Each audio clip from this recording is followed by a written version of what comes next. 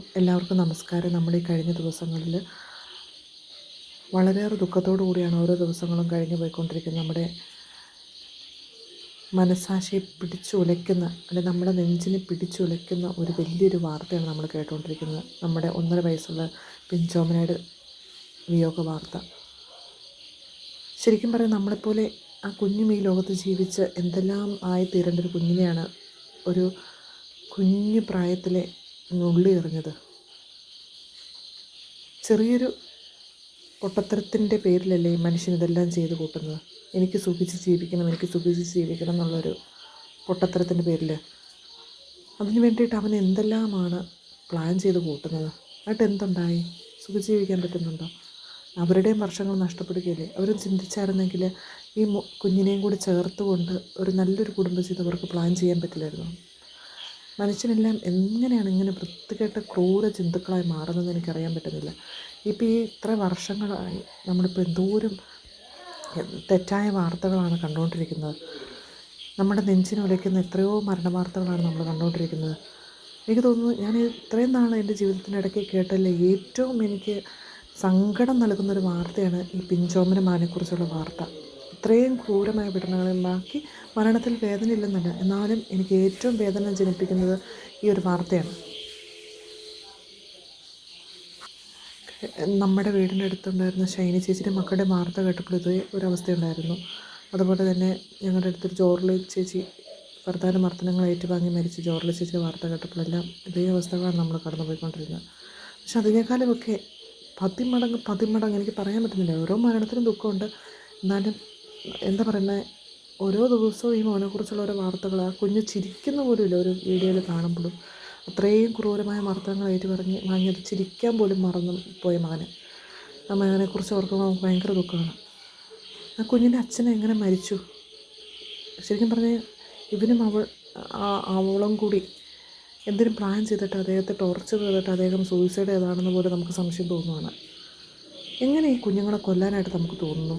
നമ്മൾ മാതാപിതാക്കൾ കുഞ്ഞുങ്ങളെ എന്തൊരു കാര്യത്തിനൊക്കെ വഴക്ക് പറയും.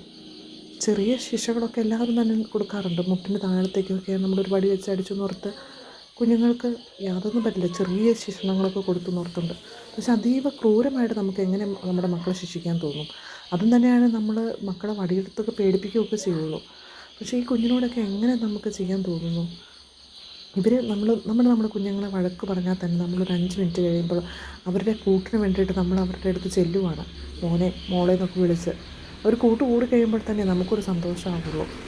അപ്പോൾ ഇവരത് മറന്നു പോവാണ്. നമ്മൾ സ്നേഹം കൊടുത്തു കഴിയുമ്പോൾ നമ്മൾ വഴക്ക് പറഞ്ഞ കാര്യങ്ങളെക്കുറിച്ച് മറന്നു പോകുന്നു. നമ്മൾ തെറ്റാണ് അത് ചെയ്തതെന്നൊക്കെ പറഞ്ഞു കൊടുക്കുമ്പോൾ നമ്മൾ സ്നേഹം തിരിച്ചു കാണിക്കുവാണ്. അങ്ങനെ ആ കുഞ്ഞ് ഇവരൊക്കെ ഉപദ്രവിച്ചിട്ട് ഇവരുടെ പുറകൊക്കെ ചെന്ന് കാണില്ലേ സ്നേഹത്തിന് വേണ്ടിയിട്ട്. എന്നിട്ടും ആ ക്രൂരമായിട്ടുള്ളവർ ഇങ്ങനെയൊക്കെ ചെയ്യാൻ പറ്റും. എങ്ങനെ അവർക്ക് പറ്റുന്നു ഞാൻ ആലോചിക്കുന്നത്. ഇനി അവനും അവളും കൂടി എങ്ങനെ വന്ന് ജീവിക്കാൻ ശ്രമിച്ചാലും ഈ നീതികൂടം ഈ നീതി പീഠം ശരിക്കൊരു നല്ലൊരു നിയമങ്ങൾ കൊണ്ടുവരാത്തത് കൊണ്ടാണ് ഇങ്ങനെ ഓരോരുത്തരും നമ്മുടെ ഈ ഓരോ കാലഘട്ടത്തിലും ഓരോ ക്രൂര മരണത്തിന് ഇരയാവുന്നത്. കുട്ടികളും എന്നും പ്രായഭേദമന്യമില്ലാതെയൊക്കെ എല്ലാവരും ഇതിന് വിധേയരാകുന്നത്. എല്ലാവരും പറയും മയക്കുമരുന്നാണ്, ലഹരികളുടെ ഉപയോഗങ്ങളാണ് ബോധമില്ലാത്ത അവസ്ഥയിൽ ചെയ്ത് കൂട്ടുന്നത്. എല്ലാ മനുഷ്യർക്കും ബോധമുണ്ട്. നമ്മളൊന്ന് ആലോചിച്ച് നോക്കി, എത്ര കള്ളുകുടിയനാണ് എത്ര ലഹരി ഉപയോഗിക്കുന്നവനാണെന്ന് പറഞ്ഞാലും അവന് തെളിവെടുപ്പിന് കൊണ്ടുവരുമ്പോൾ അവൻ അങ്ങനെ ചെയ്തു ഇങ്ങനെ ചെയ്തു എന്നൊക്കെ പറയുന്നുണ്ടല്ലോ. അവനെ ബോധമില്ലാഞ്ഞിട്ടാണോ? അല്ലെങ്കിൽ അവൾക്കെന്താ ബോധമില്ലാഞ്ഞിട്ടാണോ? എല്ലാവരും ബോധപൂർവ്വം തന്നെ ചെയ്യുന്നത്. ഇത് ഉപയോഗിച്ചെന്ന് പറഞ്ഞിട്ട് ആരുടെയും ബോധങ്ങളൊന്നും നശിച്ചു പോകുന്നൊന്നുമില്ല. ഇതിൻ്റെ പേര് മാത്രം കൊടുത്ത് ഇതിന് ഒരു ഉന്മാദാവസ്ഥയിലാണെന്നൊക്കെ പറഞ്ഞുകൊണ്ട് ഇങ്ങനെ അതിന് വലിയൊരു പബ്ലിസിറ്റി കൊടുക്കുകയാണ് ചെയ്യുന്നത്. ഇങ്ങനെ ഓരോ വാർത്തകൾ കൊടുക്കുന്നു, ഇങ്ങനെ ലഹരിക്ക് പുറത്ത് ചെയ്തു, അല്ലെങ്കിൽ ഇങ്ങനെ പബ്ലിസിറ്റി കൊടുക്കും. മനുഷ്യനത് ഇങ്ങനെ മറയാക്കിക്കൊണ്ട് മറ്റുള്ളവരെ കൊല്ലാമെന്ന് വിചാരിച്ചുകൊണ്ട് നടക്കുവാണ്. ഇനി അതിനൊക്കെ അറുതി വരുത്തണം. നമ്മളെന്ത് ചെയ്യണം? ഇനി ഇങ്ങനെ ആവർത്തിക്കാതിരിക്കാൻ നമ്മളെല്ലാവരും ശ്രദ്ധിക്കണം. നമ്മുടെ കുഞ്ഞു മക്കളെ നമ്മൾ എല്ലാവരും ചേർത്ത് നിർത്തണം. അതുപോലെ നമ്മുടെ വീടുകളിലും പൊതുസമൂഹങ്ങളിലും കുട്ടികളെ ബോധവൽക്കരിക്കാനും എല്ലാവരും ഒരുപോലെ ചേർത്ത് നിർത്താനും സ്നേഹം കൊടുക്കുവാനും എല്ലാം നമ്മൾ ശ്രദ്ധിക്കേണ്ട ഒരു സമൂഹത്തിൽ കാലങ്ങൾ അതിക്രമിച്ചുകൊണ്ടിരിക്കുകയാണ്. അപ്പോൾ നമ്മളെല്ലാവരും ഒരുമിച്ച് ചേർന്ന് നിന്നുകൊണ്ട് നമ്മുടെ അടുത്തുള്ള എല്ലാവരെയും സുരക്ഷിതരാക്കാനായിട്ട് നമുക്ക് ഓരോരുത്തർക്കും പ്രയത്നിക്കാനുണ്ട്.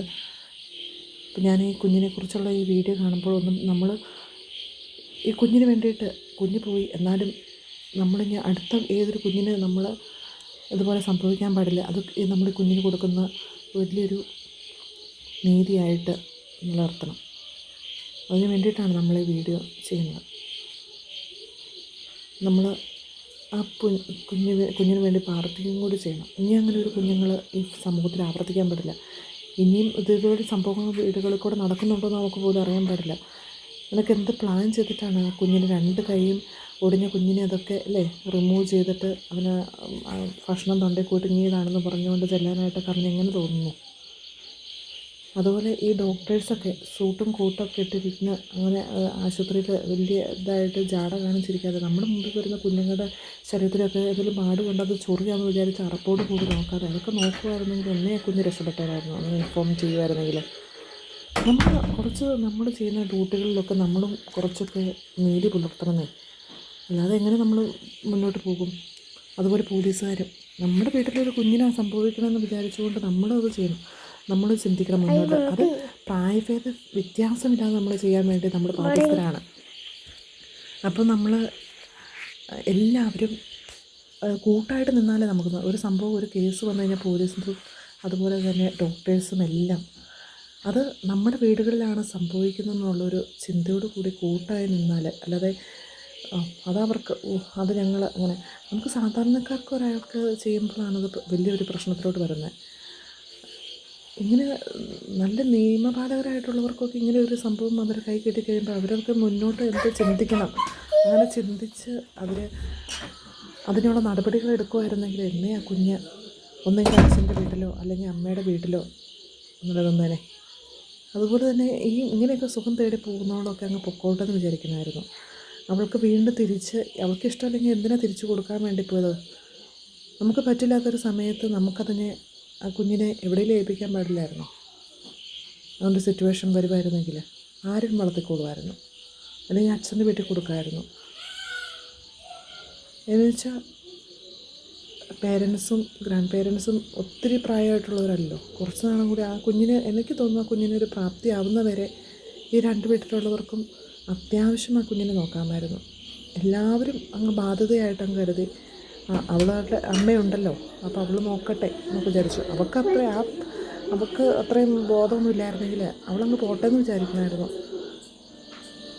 ഒന്നെങ്കിൽ അവൾ ക്രൂരയായിട്ടുള്ള അവൾക്ക് അവൻ്റെ കയ്യിൽ നിന്ന് എന്തെങ്കിലും കിട്ടി തിരിച്ചവൾ വരുമോ എന്തിനു ചെയ്തേനായിരുന്നു. അവൾക്ക് തെറ്റ് മനസ്സിലായി. ഇതിപ്പം ഒന്നും അറിയാത്ത ആ കൊച്ചിനാണല്ലോ ഇത് പറ്റിയെന്ന് ഓർക്കുമ്പോഴാണ് എനിക്ക് ഏറ്റവും കൂടുതൽ സങ്കടം. എല്ലാവരും കൂടി ഒന്ന് ഒത്തുചേർന്ന് പിടിച്ചായിരുന്നില്ല. അവൾക്ക് പൊട്ടപ്രായം, ആ പൊട്ടപ്രായത്തിൽ അവളിങ്ങനെയൊക്കെ കാണിച്ച് ആ 31 വയസ്സുകാരൻ്റെ കൂടെ അവൾ എത്ര വയസ്സ് ഡിഫറൻസ് ഉണ്ട് അവൾക്ക്, ആ പൊട്ടൻ്റെ കൂടെ പോകാനായിട്ട് തോന്നിയില്ലോ. അപ്പോൾ അവളങ്ങ് പൊക്കോട്ടെന്ന് വിചാരിച്ചാണായിരുന്നു. നമ്മുടെ ആ കുഞ്ഞിനെ ചേർത്ത് നിർത്തുമായിരുന്നെങ്കിൽ ശരിക്കും പറഞ്ഞിട്ടുണ്ടെങ്കിൽ ആ കുഞ്ഞ് എവിടെയെങ്കിലും ജീവനോടെ ഉണ്ടാവില്ലായിരുന്നോ? ഇനി ഇങ്ങനെയുള്ളൊരു സംഭവം ആവർത്തിക്കരുത്. അങ്ങനെ പോകുന്നവർ പൊക്കോട്ടെന്ന് വിചാരിച്ചോണം. അല്ലെങ്കിൽ ഒരു അമ്മ അല്ലെങ്കിൽ ഒരു അച്ഛൻ മരിച്ചു പോയി കഴിഞ്ഞാൽ തീരുന്നതാണോ ആ കൊച്ചുമക്കളോടുള്ള ഉത്തരവാദിത്തം വീട്ടുകാർക്കും? അല്ലല്ലോ. ഇപ്പോൾ അമ്മ മരിച്ചു പോകുന്ന വീട്ടിൽ ആ വീട്ടിൽ ബാക്കി ആ കുഞ്ഞുങ്ങൾ അവർ കാര്യപ്രാപ്തി നേടുന്നവരെ അതങ്ങനെ ആരും സംരക്ഷിക്കണ്ടേ? ഞാൻ സംരക്ഷിക്കാൻ ആൾക്കാരില്ലെങ്കിൽ അതുങ്ങളെ എവിടെയിലാക്കുക? ഇനി അച്ഛൻ മരിച്ചു പോയി കഴിഞ്ഞാൽ ആ കുഞ്ഞുങ്ങൾ ചെറുപ്രായത്തിൽ അവർ കാര്യപ്രാപ്തിയാക്കുന്നവരെ അതിൻ്റെ അമ്മയ്ക്കോ അല്ലെങ്കിൽ അതുപോലെ തന്നെ ഓപ്പോസിറ്റ് അമ്മ മരിച്ചുപോയി ആരുമില്ല, അച്ഛനോ ജീവൻ നിലനിൽക്കുന്നുണ്ടെങ്കിൽ അവർക്ക് അവരുടെ ഉത്തരവാദിത്തങ്ങൾ ചെയ്യാൻ പറ്റില്ലെങ്കിൽ മറ്റുള്ള അവരുടെ പേരൻസിനും ഉത്തരവാദിത്തമില്ല, അവരുടെ മക്കളുടെ ചോരയല്ലേ. അപ്പം നമ്മൾ കുറച്ചൊക്കെ സഹിച്ച് മക്കളെ വളർത്തുക എന്നുള്ളതാണ്. എല്ലാവരും ബാധിതകളായി മാറുന്നതുകൊണ്ടല്ലേ ഇങ്ങനെയുള്ള സംഭവങ്ങൾ കൂടുതലും ഉണ്ടാവാനായിട്ട് ചാൻസ് നമ്മൾ തന്നെയല്ലേ കൊടുക്കുന്നത്. ഇപ്പോൾ ഷൈനീനെ സംബന്ധിച്ചിടത്തോളം, ഷൈനി ചേച്ചിയെ സംബന്ധിച്ചിടത്തോളം ഹസ്ബൻഡ് അവർ ഉപേക്ഷിച്ചു, വീട്ടിൽ വന്ന് നിന്ന് കഴിഞ്ഞപ്പോൾ സ്വന്തം മാതാപിതാക്കൾ തള്ളി പറഞ്ഞപ്പോൾ ഒരു ചിന്തയിലല്ലേ അവർ വേഗം പോയി ആത്മഹത്യ ചെയ്തത് 2 കുഞ്ഞുങ്ങളെയും കൊണ്ട്. ആ കുഞ്ഞുങ്ങൾക്കും ഇതുപോലെ എത്രയോ സ്വപ്നങ്ങളുണ്ടായിരുന്നിരിക്കണം, എത്രയോ പ്രതീക്ഷകളുണ്ടായിരിക്കണം. ഇങ്ങനെ ഓരോ മരണങ്ങൾ എടുക്കുമ്പോൾ ഞങ്ങളുടെ അടുത്തുള്ള ജോർല ചേച്ചി മരിച്ചു കഴിഞ്ഞപ്പോൾ എത്രയോ സ്വപ്നം ഉണ്ടായിരുന്നു. ജോലി മേടിച്ച് എങ്ങനെയും കാര്യപ്രാപ്തിയോടുകൂടി നിൽക്കണം. ഭർത്താവ് അതിനെ നിഷ്കരണം വായിൽ വിഷം ഒഴിച്ചു കൊടുത്ത് കൊല ചെയ്യുകയാണ് ചെയ്തത്. ഓരോരുത്തരുടെ ജീവിതങ്ങൾ എടുത്തു നോക്കുമ്പോൾ എത്രയോ പ്രതീക്ഷകൾ ഓരോ മനുഷ്യർക്കുണ്ടായിരുന്നു. ഈ മോനും ചുറ്റും ഇങ്ങനെയുള്ളൊരു നെഗറ്റീവ് പ്രതീക്ഷ കൊടുത്തുകൊണ്ടാണല്ലോ അതിനെ മർദ്ദിച്ചുകൊണ്ട് അതിന് പുറത്തേക്കൊക്കെ ഇറങ്ങുമ്പോൾ അതിന് സന്തോഷമായി കാണും. ആശുപത്രിയിലൊക്കെ പോകുമ്പോൾ പുറത്തേക്കൊക്കെ പോകുമ്പോൾ ഓരോ മനുഷ്യരെ കാണുമ്പോൾ അതിന് ഇങ്ങനെ ആയി തീർന്നാലെന്നൊക്കെ ആ കുഞ്ഞ് മനസ്സിൽ ഒരു 1.5 വയസ്സെന്നൊക്കെ പറയുന്ന കുഞ്ഞിന് അത്യാവശ്യമൊക്കെ ഒരു ചിന്ത പതുക്കെ പതുക്കെ അതിന് മുളയെടുക്കുന്നൊരു പ്രായമാണ്. നമ്മളത് ചെയ്യരുത് ഇത് ചെയ്യരുതെന്നൊക്കെ പറയുമ്പോൾ അത് ശ്രദ്ധിച്ച് അതൊന്ന് കേട്ട് കേട്ട് പഠിച്ച് അവരും ഇപ്പോഴത്തെ കുട്ടികൾ ഭയങ്കര ഐക്യു പവറുള്ള കുഞ്ഞുങ്ങളാണ്. അവർ നന്നായിട്ട് മുതിർന്ന കുട്ടികളെപ്പോലെ തന്നെ ആയി വരുന്ന കുഞ്ഞുങ്ങളാണ്. ഇപ്പോൾ ഇവിടെ എൻ്റെ മോനൊക്കെ ആണെങ്കിലും അതെ, ഒന്ന് ചെയ്യരുത്, അത് അങ്ങോട്ട് പോകരുത് ഇങ്ങോട്ടൊക്കെ പോകരുതെന്നൊക്കെ പറയുമ്പോൾ ഒരു ചെറിയ ശ്രദ്ധ കുറവാണെങ്കിലും അവർ എന്തോരം കാര്യങ്ങളാണ് നമ്മളെക്കാളും ദേഹത്തിൽ ഫോളോ അപ്പ് ചെയ്യുന്നത്. അവർ നമ്മുടെ ഒപ്പമായിരുന്നവർ അവർ ഓരോ കുഞ്ഞു വാക്കുകൾ സംസാരിക്കുന്നത് അങ്ങനെയൊക്കെ കേൾക്കുമ്പോൾ നമുക്കെന്തോ ഒരു സന്തോഷങ്ങളും പ്രതീക്ഷകളും തരുന്നത്. ഇപ്പോൾ ഇപ്പോഴത്തെ കുഞ്ഞുങ്ങളൊക്കെ സ്വന്തമായിട്ട് പല കാര്യങ്ങളും ഹാൻഡിൽ ചെയ്ത് പോകാൻ പഠിക്കുന്ന കുഞ്ഞുങ്ങളാണ്. അങ്ങനെയുള്ള കുഞ്ഞുങ്ങളെയൊക്കെ ആണല്ലോ നശിപ്പിച്ച് കൊന്നുകൂട്ടുന്നത് ഈ വൃത്തികെട്ടവന്മാർ. മൃഗസ്നേഹികളായിട്ടുള്ള എത്രയോ പേരാണ് മൃഗങ്ങൾക്ക് വേണ്ടി അവിടെ ഒരു എന്തെങ്കിലും സംഭവിക്കുമ്പോഴത്തേക്കും ഇവിടെ എന്തെങ്കിലും സംഭവിക്കുമ്പോഴത്തേക്കും കോടതിയുടെ അങ്ങറ്റം കയറാൻ പോകുന്നു. ഇങ്ങനെ കൊല്ലാൻ പാടില്ല, അതിനെ അങ്ങോട്ട് നോക്കാൻ പാടില്ല, ഇങ്ങോട്ട് നോക്കാൻ പാടില്ല, കൃത്യമായിട്ടുള്ള എല്ലാ റൂൾസും ഉണ്ട്. പക്ഷെ മനുഷ്യനോട് മനുഷ്യന് മാത്രം സ്നേഹമില്ല. ഈ അവസ്ഥകളൊന്നും നമ്മൾ പാടില്ല. എന്നും കേൾക്കുന്ന കൊലപാതകങ്ങൾ നമ്മുടെ നാട് ഇങ്ങനെ ആയിത്തീർന്നതെന്ന് എനിക്കൊരു സംശയം. ആൺപെൺ വ്യത്യാസമില്ലാതെ എല്ലാവരും ഇങ്ങനെ എന്തെങ്കിലും പറയുമ്പോഴത്തേക്കും അടിച്ചു കൊല്ലാൻ വേണ്ടിയിട്ട് എന്ന ആളുകൾ ഒരുങ്ങിയിരിക്കുവാണ്. എവിടെ നിന്നാണെങ്കിലും വന്ന് ഞങ്ങൾ നിങ്ങളെ കൊല്ലും എന്നുള്ള രീതിയിലാണ് ഇപ്പം സമൂഹം പോയിക്കൊണ്ടിരിക്കുന്നത്. എനിക്ക് തോന്നുന്നു ഒന്നെങ്കിലും നമ്മളെല്ലാവരും കഴിക്കുന്ന ഫുഡുകളിൽ നിന്ന് ഈ പാക്കറ്റ് ഫുഡുകളിലൊക്കെ എന്തെങ്കിലുമൊക്കെ ചേർക്കുന്നത് കൊണ്ടാണോ ഇങ്ങനെ നമ്മുടെ സ്വഭാവത്തിൽ ഈ ഇങ്ങനെയുള്ള വൈകല്യങ്ങൾ ഇങ്ങനെ കടന്നു വരുന്നത്. നമുക്ക് ദേഷ്യങ്ങൾ, അതുപോലെ തന്നെ ഇങ്ങനെ മറ്റുള്ളവരെ ആക്രമിക്കണം എന്നുള്ളൊരു ടെൻഡൻസികളൊക്കെ കടന്നു കൂടുന്നത്, അല്ലെങ്കിൽ ഈ പെൺകുട്ടികളൊക്കെ മദ്യപിക്കാതിരിക്കുന്നതും യാതൊരു കുഴപ്പമില്ലാത്തവരുടെയൊക്കെ കരിയറിൽ എങ്ങനെ ക്രൂരമായിട്ട് നിൽക്കുന്നൊരു മൈൻഡ് സെറ്റ് ഇടകളിലൊക്കെ സെറ്റ് ചെയ്യുന്നു. ഇപ്പോൾ എല്ലാ മനുഷ്യരും സ്വന്തം കാര്യം ചിന്താവ, അതുപോലെ തന്നെ ക്രൂരമായിട്ടുള്ള ഒരു മൈൻഡ് സെറ്റുകളാണ് എല്ലാ മനുഷ്യരും ക്രിയേറ്റ് ചെയ്തുകൊണ്ടിരിക്കുന്നത്. അത് ചോദിക്കുമ്പോൾ ആരോടും ഒരു താല്പര്യമില്ല, ആരോടും ബന്ധങ്ങൾ പുലർത്താൻ സമയമില്ല. നമ്മൾ എല്ലാവരോടും എങ്ങനെയെങ്കിലും പെണ്ണുങ്ങളൊക്കെ ആണെങ്കിലും അത് നമ്മൾ വീഡിയോകളൊക്കെ എടുത്ത് നോക്കുമ്പോൾ തല്ലാനൊക്കെ റെഡിയായി നിൽക്കുന്ന വീഡിയോകളാണ് നമ്മൾ കണ്ടുകൊണ്ടിരിക്കുന്നത്. അപ്പോൾ ഇതൊക്കെ എങ്ങനെ സംഭവിക്കും? നമ്മൾ ഒന്നുകിൽ കഴിക്കുന്ന ഭക്ഷണങ്ങളിൽ എന്തെങ്കിലും ചേരുന്നുണ്ടോ? ഇതൊക്കെ ഇതിന് ഓരോന്ന് ഇങ്ങനെയൊക്കെ നോക്കേണ്ട ആളുകൾ ഇവരൊക്കെ എന്ത് ചെയ്യുവാണെന്നാണ് എനിക്ക് മനസ്സിലാക്കാൻ സാധിക്കാത്തത്. അപ്പോൾ ഇനി നമ്മുടെ ചുറ്റും ഇങ്ങനെ സംഭവിക്കാതിരിക്കട്ടെ.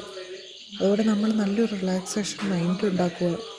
നമുക്ക് എന്തെല്ലാം കാര്യങ്ങൾ ചെയ്യാനുണ്ടാവും, ഓരോ മനുഷ്യരെ സഹായിക്കാനുണ്ടാവും. അങ്ങനെ നമ്മുടെ മൈൻഡ് തിരിച്ചുവിടാം.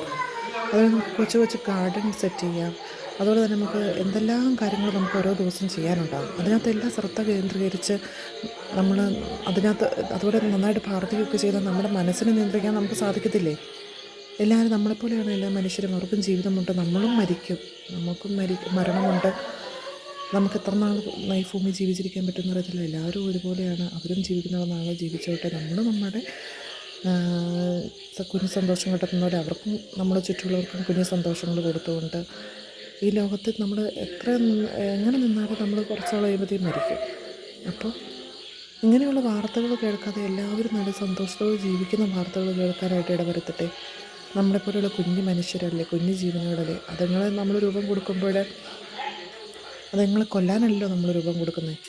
ആ ഒരു ചിന്തയോട് കൂടി അവർക്കും ജീവിക്കാനുണ്ട് എന്നുള്ള ചിന്തയോട് കൂടി ഇങ്ങനെ സുഖിച്ച് ജീവിക്കാൻ പോകുന്നവർ ഒരിക്കലും മക്കൾക്ക് ജന്മം കൊടുക്കരുത്. അല്ലെങ്കിൽ നമ്മൾ ഈ പരിപാടിക്ക് പോകരുത്. അങ്ങനെ കുഞ്ഞുങ്ങളുണ്ടാക്കിയെടുത്ത് നമുക്ക് വളർത്താനുള്ള ഉത്തരവാദിത്തമുണ്ട്. നമ്മുടെ കുഞ്ഞുങ്ങളെ നമ്മൾ വളർത്തിയെടുക്കണം, നമുക്ക് അവർക്ക് നല്ലൊരു കരിയർ കൊടുക്കണം. മിക്ക മാതാപിതാക്കളുടെയും ചിന്ത എന്താണെന്ന് വെച്ചാൽ എൻ്റെ കുഞ്ഞുങ്ങൾ പറവ് മുറ്റാറാവുന്നവരെ നമ്മൾ ജീവിച്ചിരിക്കുമോ, അവരുടെ നല്ല കാലങ്ങൾ കാണാൻ പറ്റുമോ എന്നുള്ള ആകുലകളാണ്. അപ്പോഴാണ് ഓരോരുത്തർ കൊന്നുകൂട്ടുന്നത്.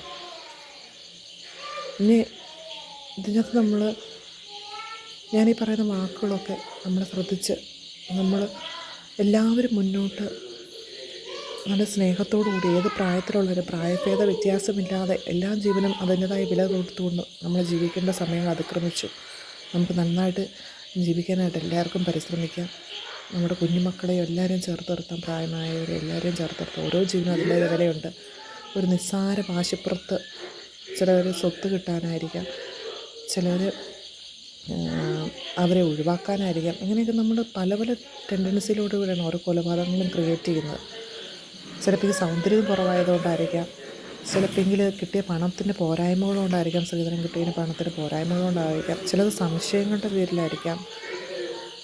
അങ്ങനെ പല പല ഇതിലാണ്. ചിലപ്പോൾ എനിക്ക് അവൻ്റെ അവളുടെ കൂടെ ജീവിച്ചേ വരുള്ളൂ, ഇവരെ ഒഴിവാക്കണം എന്നുള്ള ചിന്ത കൊണ്ടായിരിക്കാം. അങ്ങനെ പല പല അവസ്ഥകളിലൂടെയാണ് ഓരോ കൊലപാതകങ്ങളും ക്രിയേറ്റ് ചെയ്യുന്നത്. അപ്പോൾ അങ്ങനെ ക്രിയേറ്റ് ചെയ്യുന്ന ആ ടെൻഡൻസി ഒഴിവാക്കുക. നമ്മളെപ്പോലെയാണ് എല്ലാ മനുഷ്യരും. നമ്മൾ നന്നായിട്ട് ജീവിച്ചു കഴിഞ്ഞാൽ അവരും ചുറ്റുപാടിൽ കൂടെ അവരും അവരുടേതായിട്ടൊരു സൈഡ് നോക്കി ജീവിച്ചോളും എന്നുള്ളൊരു ചിന്ത നമ്മൾ കൊണ്ടുവരിക. കുഞ്ഞുമക്കളെയൊക്കെ പ്രത്യേകമായിട്ട് കെയർ ചെയ്യുക, അവരെ കാര്യപ്രാപ്തി ഉണ്ടാക്കിയെടുക്കാനായിട്ട് നമ്മൾ ഓരോരുത്തർ ശ്രദ്ധിക്കുക.